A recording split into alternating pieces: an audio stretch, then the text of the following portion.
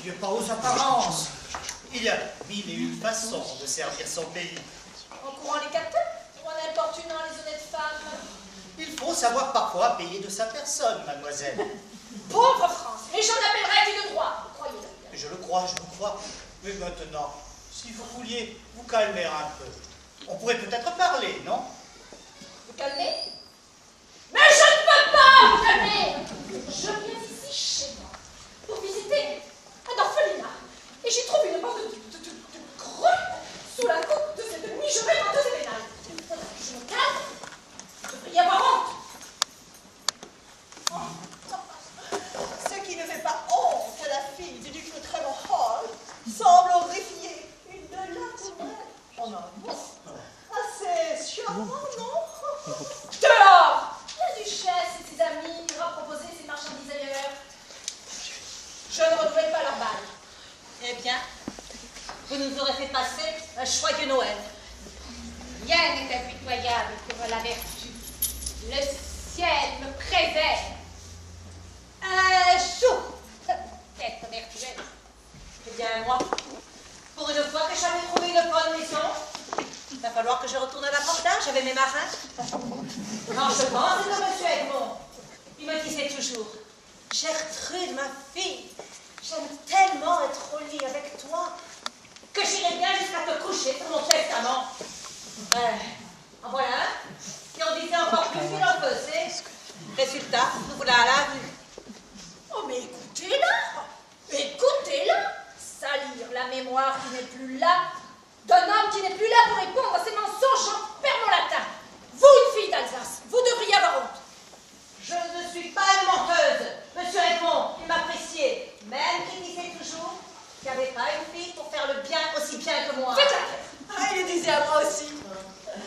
Il m'appelait sa Milady. Et sa devise c'était un pour toutes et toutes pour un. Ah, allez, sortez, moi. Mademoiselle Pascaline, mais faites sortir ces demoiselles, voyons. Allez. Tout de même, les choses sont tolérées. Même dans une maison de tolérance. Surtout quand la pétaudière en question va fermer ses portes. Bon, n'en finissons ça. Vous, quittez cette maison qui redevient une maison convenable. Quant à vous, allez retrouver vos filles, faites vos bagages et quittez ces lieux. Donc, pour le bail, c'est définitif. Vous voulez rire? Voilà ce que j'en fais, le bail. Mademoiselle Pascaline, voulez-vous nous laisser seuls? Que je vous laisse. Ah bon, il y a des promiscuités dont il ne faut pas. Ne déchirez pas ce bail. Pardon? Je dis, ne déchirez pas ce bail. Vous voulez louer la maison pour vos parties vides? Refusez. Pascaline et les filles doivent rester dans la maison. Pardon? Je dis la maison doit rester ouverte. Pardon, j'ai bien entendu, vous voulez dire la maison close? Voilà, c'est ça, oui. Vous êtes fou? Ou alors vous avez bu? Oh ben c'est ça, il a bu. Il aura fini la liqueur. Êtes-vous patriote? Pardon? Je vous demande si vous aimez votre patrie. Oh, question stupide. Évidemment que je l'aime. Avec passion. Pour la France, je donnerai tout. On ne vous en manque pas tant, simplement de conserver la maison telle qu'elle. Enfin, en l'état, quoi. En l'état de maison basse. Jamais. Pour la France. Jamais? Ah, soyons jamais? Ah, le beau patriotisme. Inciter nos officiers à venir ici, dépenser une énergie qui leur servirait mieux pour les grandes manœuvres. Ah, belle façon de préparer la revanche contre le Prussien. Non, monsieur, j'ai honte. Oui, c'est vrai que d'emblée, vous m'avez fait beaucoup d'effet. Mais à la réflexion, vous n'êtes pas mon genre. Pas son genre. Voyou hypocrite menteur. Et quand tout à l'heure vous disiez l'œil, la bouche bavante, que vous vouliez mon... Mais lesquels? Enfin d'ailleurs bientôt. Mais horreur, mais qu'est-ce qu'il me fait dire? C'est vrai que je vous ai prise pour une pupille de cette maison. Et je vous demande de m'en excuser. Pour le reste, je venais ici, comme qui dirait, en mission. Ah, en mission. En intromission, oui. Là, pauvre. Cette fois, vous m'écoutez. Cet établissement est surtout fréquenté par des officiers du ministère de la Guerre et du personnel diplomatique. Or, le Quai d'Orsay est persuadé que des informations militaires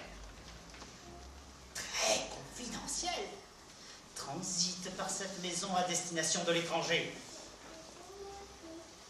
C'est une affaire d'espionnage de la plus haute importance. Le deuxième bureau semble prendre la chose à la légère. Mais nos services, eux, travaillent dessus depuis des mois. Il faut absolument mettre la main sur ce militaire, ce diplomate fellow, et sur la fille qui, ici, lui sert de boîte aux lettres. Vous dites vouloir servir la France.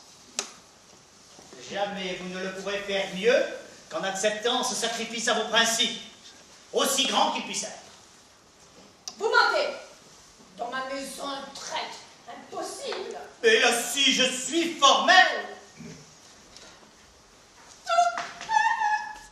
On aura tout fait. Propriété d'un lupanar et maintenant d'un nid d'espions. Pourquoi ils ne vont pas fermer cette maison? Eh ben, ils n'ont qu'à aller espionner ailleurs. Oh, mais non, les espions sont des gens méfiants. On ferme la maison et tout le réseau se mettra en sommeil. Pour les prendre, il ne faut rien changer. Voilà où est votre devoir, votre mission. Gardez cette maison ouverte. Et même, votre venue ici est comme qui dirait providentielle. Vous ne savez rien de ce qui se fait ici. On ne saurait donc vous suspecter. Ce qui n'est pas le cas de mademoiselle Pascaline.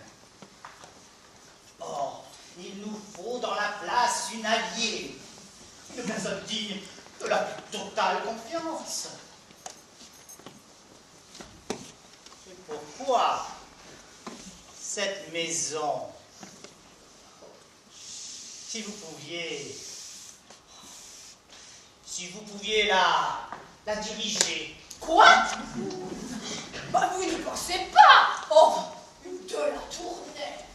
Mais c'est la France qui vous le demande. Eh bien, la France m'en demande trop. Je suis faite pour donner, certes, et pour donner à mon pays. Chez moi, une armure, un étendard, une épée. Commandez-moi de défendre nos frontières, de marcher sus à l'ennemi. Dressez pour moi un bûcher, jetez-moi dans les flammes du martyre. Je le veux bien, offrant avec joie ma vie, ma pureté, à cette patrie qui est mienne. Vivre parmi des créatures, côtoyer toute la journée, m'asseoir sur des chaises où elles posent leur gagne-pain, manger à leur table pour les entendre échanger des confidences obscènes, avoir sa cesse sous les yeux, ses mains ses doigts Ah non, là vous m'en demandez. Eh bien, n'en parlons plus. Les espions ne seront donc pas démasqués. Et quand, contre nous de la tyrannie, l'étendard sanglant s'élèvera, que nous entendrons dans nos campagnes mugir le féroce soldat, qui viendra jusque dans nos bras, égorger nos fils, nos compagnes. Tout ça, et qu'aucun sang impur n'a pas le droit de sillon. Et tout ça parce que vous désertez. Quand la République vous appelle, sachant vaincre et sachant mourir, une Française doit vivre pour elle, une Française doit mourir. Et que, du nord au midi, la liberté guide nos pas, que tremblent les ennemis de la France, car c'est la lutte nationale.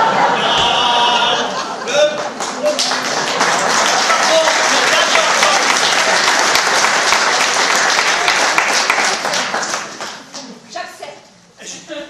Vous avez bien, oui. J'accepte. Vous avez bien dit que vous acceptez, c'est ça. Oui. Et la honte au front, en l'honneur de ces murs qui sont à moi et qui sont 3 fois traîtres. Au nom de ma vertu et à mon pays. Au nom de la France. Merci.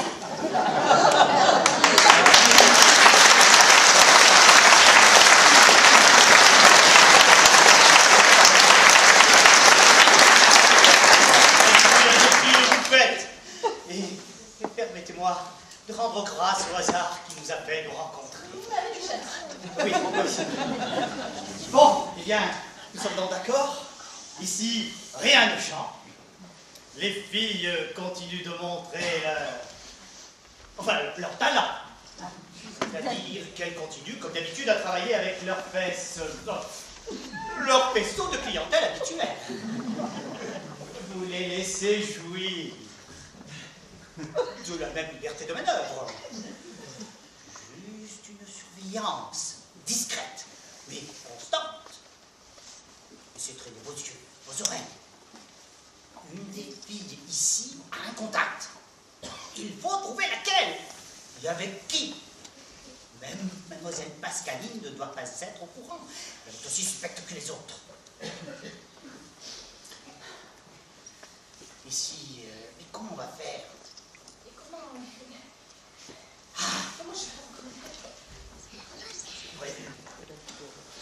Je vais introduire dans la place l'un de nos plus fins limiers. Avec lui, notre espion n'a qu'à bien se tenir. Je vous donne mon billet que disciple ce scélérat se croupira sur la paille humide d'un cachot. Un falimier, dites-vous? Rien moins que le commissaire de Rosette. Mazette? Je connais pas. Bien sûr, police secrète. Ça perd l'hypopète. Des fameuses brigades du tigre. Oui. En contact permanent avec le ministre. Istre. Mademoiselle Anne, avec lui, notre espion est pris. Compris. Mais qu'il perde son incognito et l'affaire est ratée. C'est pourquoi il viendra ici sous des identités diverses, essaiera de faire parler les filles et en même temps vous servira de contact pour toute information que vous aurez pu recueillir. Et sa mission l'oblige à... avec les filles À moins qu'elle n'ait l'habitude de jouer à la belote avec leurs clients. Sinon, oui. Eh bien qu'il m'est déjà antipathique. Vous savez, mademoiselle, vous le verrez, somme toute assez peu.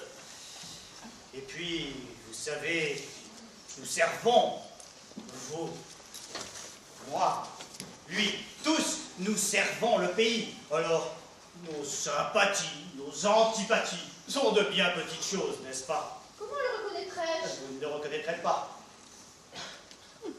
C'est un as du camouflage. Ah ben, ça va être commode. Et comment est-ce que je lui parle? Et comment je l'appelle devant les autres? Je ne vais tout de même pas l'appeler commissaire, ni même monsieur de Rosette. Appelez-le Pierre. Et convenons d'un mot, d'une phrase de reconnaissance. Quelque chose... quelque chose comme... Connaissez-vous la Pierre de Rosette? Et l'autre de répondre oui, je l'ai vu au British Museum. C'est assez banal, non? Ça passe partout. Oui. Je peux être un petit peu culturel pour cette maison. Bon, enfin, on verra bien. Eh bien, mademoiselle, il me reste à vous remercier vraiment de nous aider dans cette délicate et importante affaire.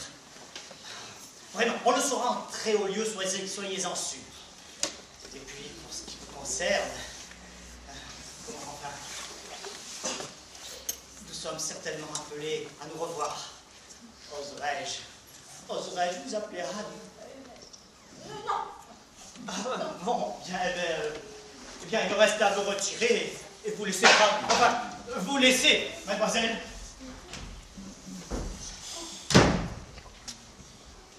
Quelle affaire, quelle honte! De la tournelle pataugeant dans l'ordre du Novice. Ah, tu vois, nous ont conduit les turpitudes. Après des années d'une vie exemplaire, vouée au bien et à la vertu, me voilà tenancière d'un mauvais lieu, grouillant d'hommes nus. Anne, pourvu qu'à Vendôme, on n'apprenne rien de tout ça. Que dirait cette brave mademoiselle Blanche qui m'appelle son Saint-Ange? Le vicaire couperait déjà de plein l'indulgence. Que dirait-il, grand Dieu, s'il venait à apprendre? Et pourtant, il le faut bien puisque la France m'appelle. Telle la bergère de France qui lâcha son tricot pour coûter or l'ennemi qui menaçait cette patrie bien-aimée. Jeanne, donne-moi la force de ta grâce. Mais j'y pense. Les filles sont en train de faire leur mal? Comment leur expliquer que j'ai changé d'avis?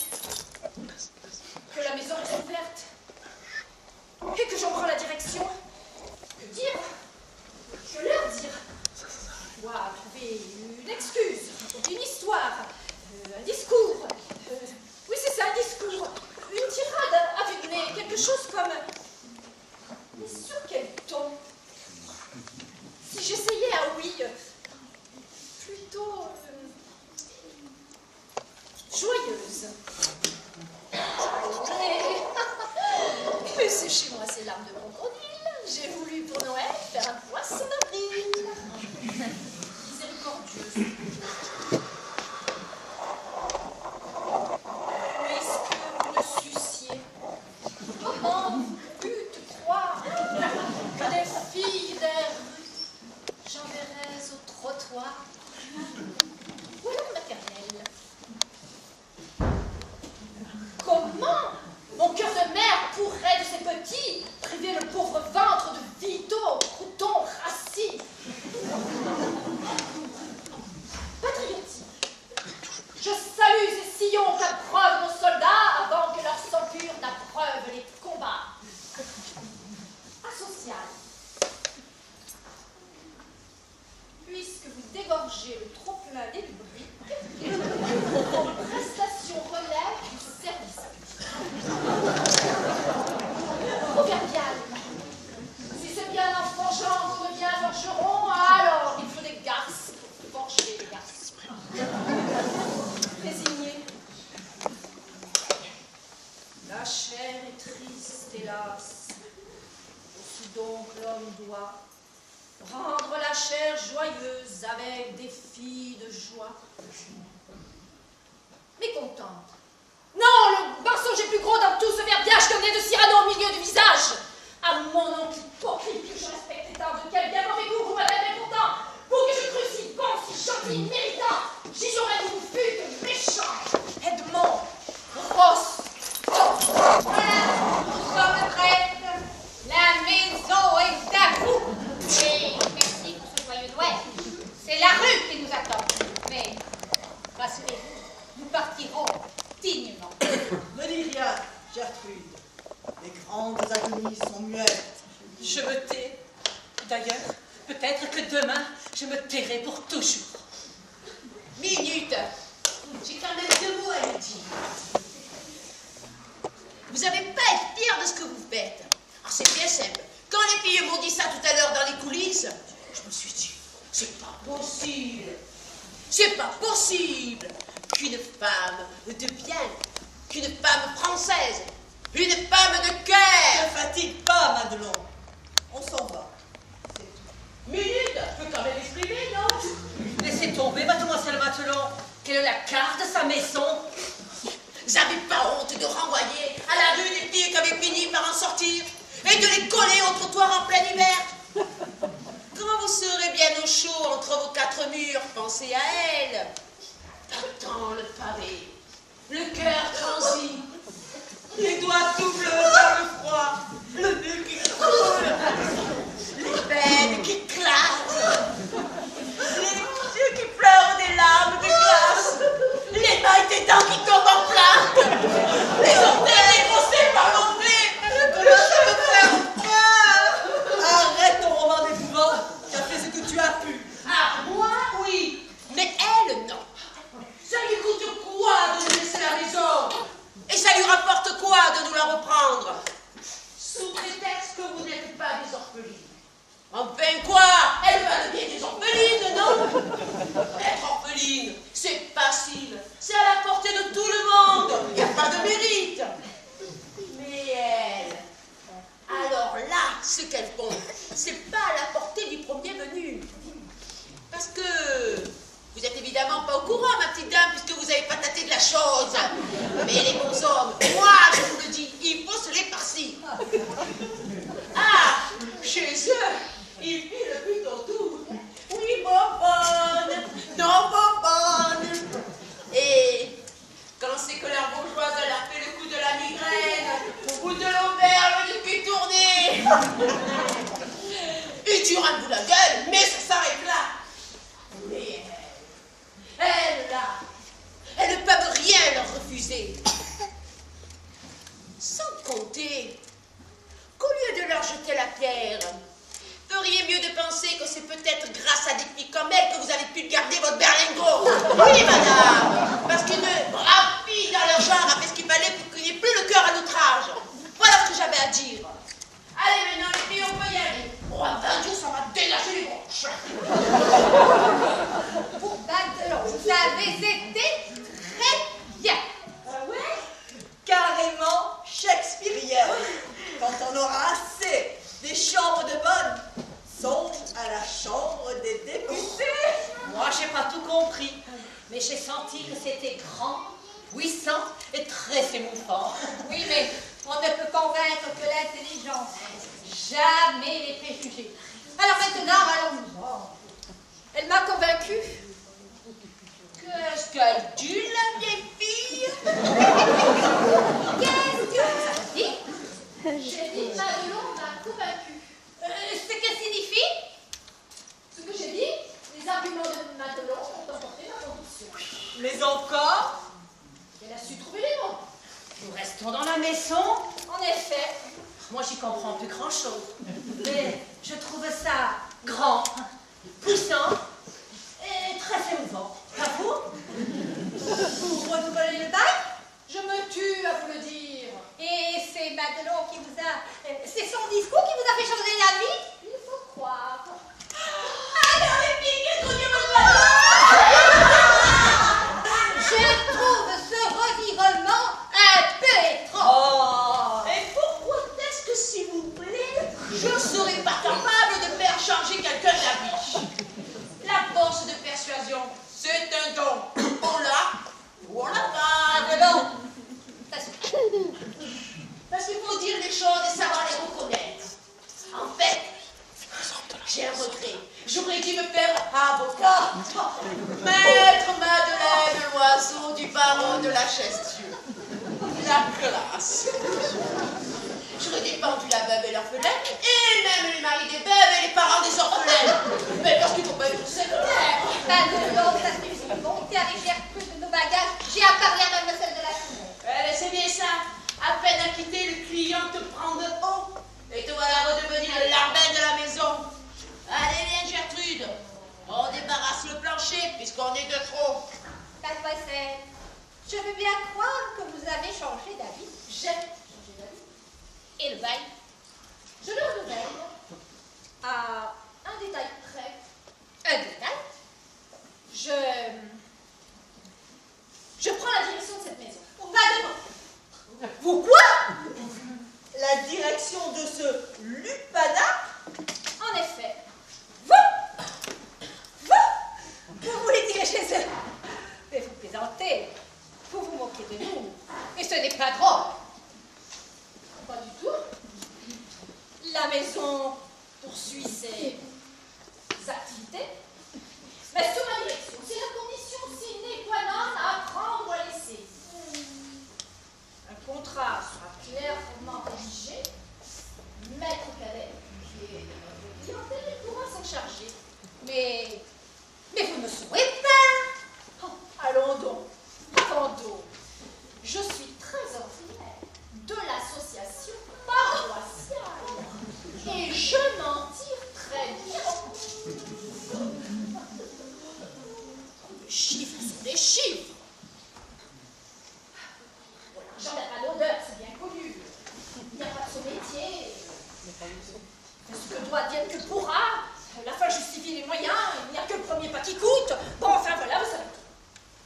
C'est le choc de tout à l'heure. Le contre-coup.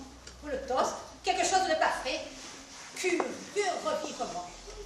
Où serait-ce monsieur de Fleurignac? Il est bel homme. Il y est pour rien. D'ailleurs, je ne sais pas trop moi-même. Le sens du devoir, oui. Peut-être. Bon, bah Juliette va nous habiller de façon ridicule.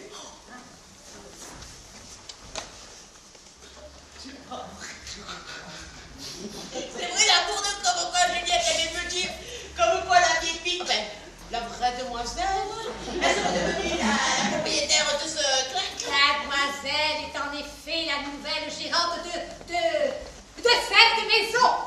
Ben, je voudrais pas avoir l'air du jeu, mais vous êtes sûr qu'elle sait bien de quoi est-ce qu'il s'agit? Elle pensait que c'était un orphelinat. Faudrait pas